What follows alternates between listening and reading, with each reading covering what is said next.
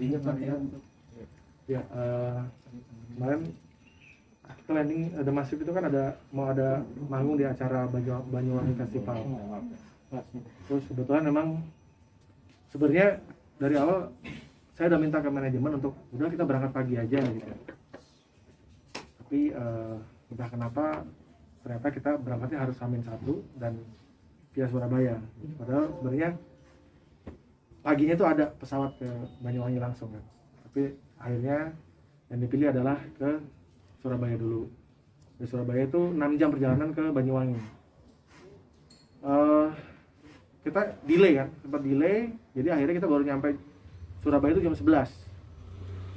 Terus sampai jam 11 lanjut ke perjalanan ke Banyuwangi. Itu benar-benar aku masuk mobil tuh langsung tidur karena emang kebetulan sorenya kita manggung di Bekasi, di sebuah kampus gitu. Jadi habis dari manggung ke Bekasi lanjut ke bandara, langsung berangkat ke Surabaya. Pas masuk mobil menuju ke Banyuwangi itu benar-benar aku tuh tidur panjang jalan, tapi sempat kebangun dikit karena beberapa kali kayak ke rest area ada yang makan dulu, ada yang sempat minum kopi dulu dan lain-lain lah. Itu kalau nggak salah 2 kali berhentinya. Tapi itu juga aku masih samar-samar. Nah, jadi pas kejadian itu benar-benar semuanya tertidur pulas, benar-benar nggak ada yang bangun sama sekali. Cuma katanya Rama, gitarisku yang di sebelahku itu sempat tayamum, sempat sholat di dalam, sempat di mobil gitu. Nah, habis sholat dia ternyata langsung ketiduran juga. Jadi pas kejadian nabrak itu langsung benar-benar cepet banget kejadiannya. Itu bunyi kencang banget. Aku langsung kebangun, tapi tahu-tahu udah kayak kepentok gitu, kepala udah kepentok.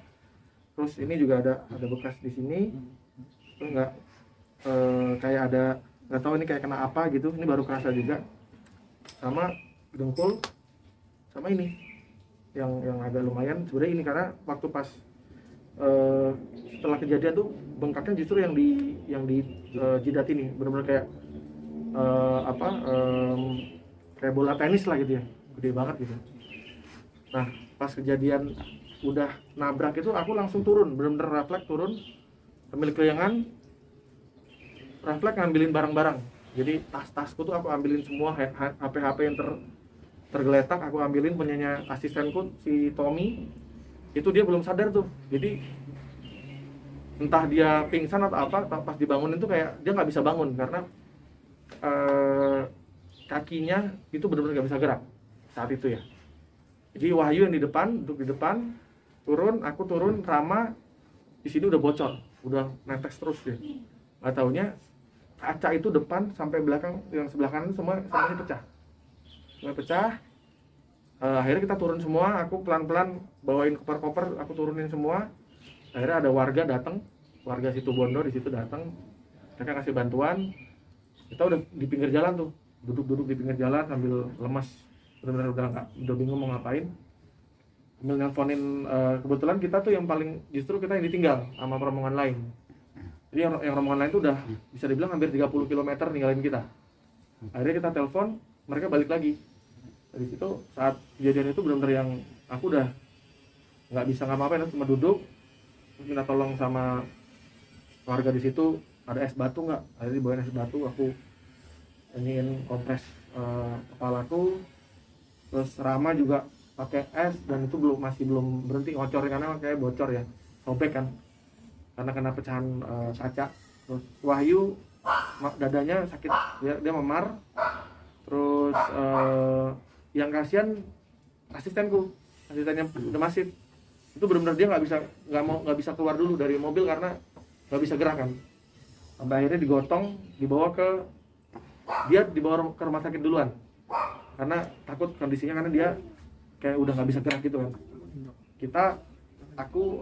Wahyu nemenin Tommy, asistennya ada masif, ke rumah sakit. Aku sama Rama masih nunggu di pinggir jalan, nungguin jemputan rombongan yang lain. Itu akhirnya datanglah satu persatu, polisi datang. Akhirnya dia nanya, awalnya mungkin karena masih gelap ya, warga belum ngeh kan. Sampai akhirnya ada warga yang ngeh, Mas Rian ya mau manggung di Banyuwangi ya? Iya. Akhirnya datanglah polisi datang, mobil patroli polisi datang, terus akhirnya kita diantar ke rumah sakit terdekat. Kemudian ada 3 kilo dari Situbondo itu ada rumah sakit RSUD. Ya walaupun tidak lengkap ya, tapi paling tidak bisa ngasih pertolongan pertama buat kita gitu. Akhirnya kita dibawa ke rumah sakit. Kondisi mobil udah nggak tertolong juga. Terus aku sempat agak marah lah sama driver karena dia ternyata ngantuk kan. Jadi ini sebenarnya ini kelalaian manusia juga, karena dia bawa mobil ngantuk. Harusnya kalau ngantuk kan harusnya dia bisa berhenti dulu kan. Dan kita kalau mau ditanya berapa kecepatannya waktu itu juga aku nggak terlalu tahu ya, karena tidur pulas kan. Tapi kalau dilihat dari kerusakan harusnya udah di atas 100. Jadi dari situ udah langsung ke rumah sakit dan dikasih pertolongan pertama, langsung disuntik untuk ngilangin rasa nyeri dan lain-lain. Aku lihat Rama langsung dijahit karena udah bocor kan, udah bocor terus ininya darahnya. Rama tadinya minta bisa nggak kalau nggak dijahit, tapi nggak bisa karena ini udah parah. Terus aku akhirnya nunggu giliran untuk di ronsen karena takutnya ada terjadi apa-apa di kepala kan, karena benturannya cukup keras kan. Itu akhirnya Wahyu juga akhirnya di ronsen semuanya. Sebenarnya harusnya ada CT scan juga, cuma karena peralatan tidak lengkap di sana akhirnya kita di ronsen dulu gitu. Jadi mungkin setelah ini ya kalau udah sampai Jakarta baru nanti akan ke rumah sakit di sini. Mas Rian, itu sekitar jam berapa ya Mas dan kejadian? Itu jam 4 pagi.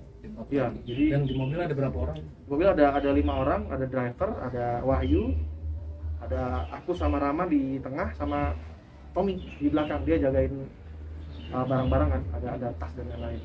Nah Mas Rian ini kebentur ke mana nih, ke bangku atau ke Nah itu, aku pokoknya tiba-tiba kayak udah, gitu, entah kayaknya di jok ini nih, bangku depanku nih, kayaknya ya, atau mungkin kan di sini ada kayak apa ya, yang buat naruh barang itu tuh, kotak, ya, kayak kotak gitu, yang di tengah, mobilnya kan Innova tuh, jadi mungkin tahu-tahu, pokoknya aku cepet banget sih kejadiannya, benar-benar yang ini juga masih sakit, masih ngilu banget nih di sini. Jadi benar-benar yang langsung ke depan gitu, dan kebetulan posisi kursiku tuh agak aku giniin kan, karena kan sambil tidur kan. Jadi Tommy juga, asistenku juga kayak terselamatkan karena dia ketahan sama kursiku. Jadi mungkin juga kalau aku misalnya kursinya biasa gitu, mungkin akan lebih ke depan lagi, kebuangnya gitu. Bayu ketika mendengar kabar dari nah, oh iya, aku langsung telepon. Pertama kali aku telepon adalah istriku. Jadi aku bolak-balik telepon dan belum jam 4:16 ditelepon terus sampai aku angkat jam 5:40 ya. Aku udah kirim foto tuh. Akhirnya dia bilang, "Mah, saya kecelakaan." Aku juga panik dan akhirnya dia minta tolong kamu cek di handphone itu, saya kirim semua, dia bilang gitu. Saya telepon dari jam berapa kamu lihat itu kejadiannya, dia bilang gitu. Nah, akhirnya saya tanya sama di situ ada siapa aja, terus ditunjukin di video call, ada Rama, ada Wahyu, ada Tommy, cuman masih pada shock semua. Jadi saya panik, saya nangis. Tapi ya saya bilang juga jangan diposting dulu lah, aku bilang gitu kan. ya, Mungkin namanya istri nggak tahan kali ya, Iya. akhirnya diposting. Iya. terus pagi anak langsung dikasih tahu atau seperti apa? Iya, jadi yang pertama saya ngasih tahu yang nomor 1 dulu. Jadi si Ralia saya bangunin, Ral, papa kecelakaan. Ya, dia langsung nangis, dia histeris. Karena dia pikir kan kecelakaan pesawat. Tahunya papanya naik pesawat gitu, Banyuwangi gitu. Ya udah, terus dia nangis. Akhirnya saya minta video call lagi. Terus sempat berapa kali nggak angkat karena mungkin dia juga lagi tiduran. Akhirnya dia angkat jam 8 lewat. Dia bilang saya habis disuntik painkiller, dia bilang gitu. Oh ya udah, ini ngobrol dulu deh sama anaknya. apa yang kebayang ketika dikabarkan kecelakaan? Apa yang dibayangkan? Membayangkan apa? Terjadi sesuatu apa pada Mas Rian? Membayangkan hal yang tidak ingin saya inginkan sih sebenarnya. Ya, saya udah kebayang hal itu. Sesuatu yang buruk sekali Ya, gitu ya. sangat buruk. Ya. Tapi akhirnya kembali lagi, makanya kenapa saya posting, saya cantumkan di situ ada ayat di situ, doa jika sedang mendapat musibah. makanya itu saya pikir apa saya posting, saya minta izin dulu Pak, saya mau posting gitu kata dia. Ya udah nggak apa-apa.